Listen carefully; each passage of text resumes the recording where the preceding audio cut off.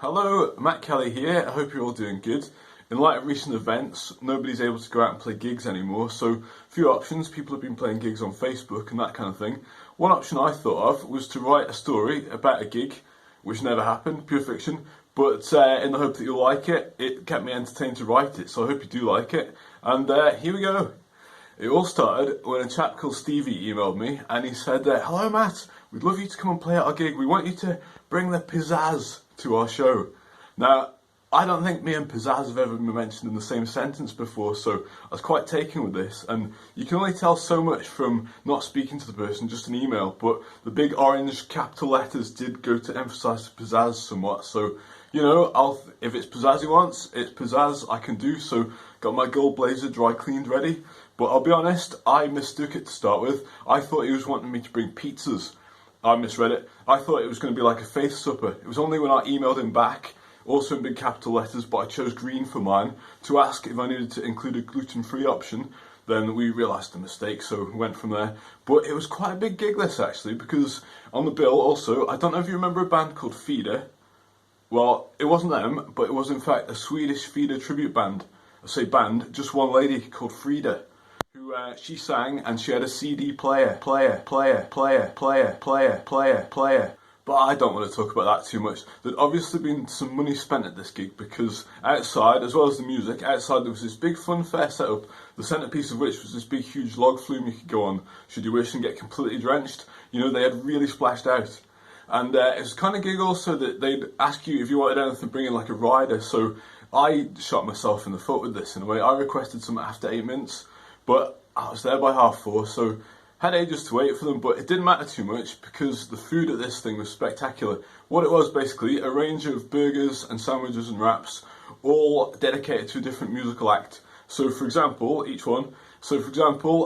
Frida had the Prodigy burger, which looked smashing. It came with a twisted fries starter, and it looked really good. Big though, in the end she ran out of space. So the John Lennon burger, moving on, John Lennon burger was very popular, as you can imagine. I went for the Take That burger, steak that, in that case. The best thing about that one, only takes a minute to arrive after you order it, so perfect for somebody without any patience, you see. And also on the subject of steaks, a friend of mine bought a steak in his local butcher's a few weeks ago, so now he owns half the business. And if you were vegan, you might have liked to try the Led Zeppelin themed burger, which was entirely Robert Plant based. And there's a whole lot of sandwiches as well, so there's one dedicated to The Who, that was Wensleydale ham and onion.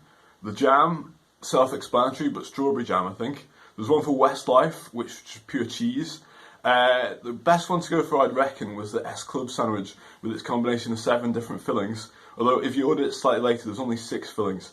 So wraps as well, you could have had the Cypress Hill, the Snoop Dogg, the Hannafex featuring all local produce, and also soup, the Super Grass, Super Tramp, Super Fur Animals, and the Iron Maiden Number of the Beast as well. So there's lots of options. There's a rumour that all the food had been overseen by Gordon Ramsay.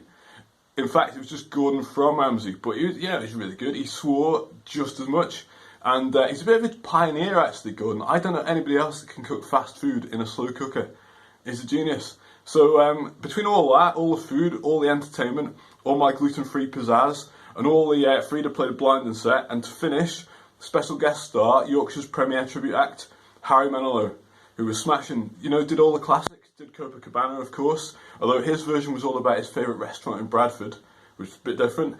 Built it up to a grand finale at the end, I write the songs, which we all know he doesn't, but we turned a blind eye to that, and it was a cracking night. So basically, he brought the house down, brought the marquee down, so it was smashing, and that was the gig.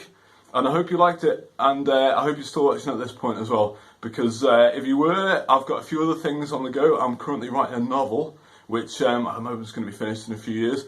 It's quite hot and spicy, this novel actually, mainly because it's set in an Indian restaurant. And you know, with writing fiction, you can really go to town with it, and slightly out of town as well in my case, because the restaurant's located on the hill up towards B&Q, you know, top of Annika. So the restaurant's called Annika Rice. And the actual book itself, it's had a few titles so far, you know, working titles. Of Rice and Men, A Catcher in the Rice. The actual title's yet to be decided, but it's a good story so far, and as they say, there's 2 sides to every story. the sides I've chosen for this are the Bombay potatoes and the mushroom pilau, so I hope you approve. And one thing's for sure, when it is finished, there will be a launch party, and it will be the most pizzazz thing you've ever seen. Gold blazer, the works, so I hope I see you there. In the meantime, I hope you all stay safe, and I hope I see you soon. Thank you.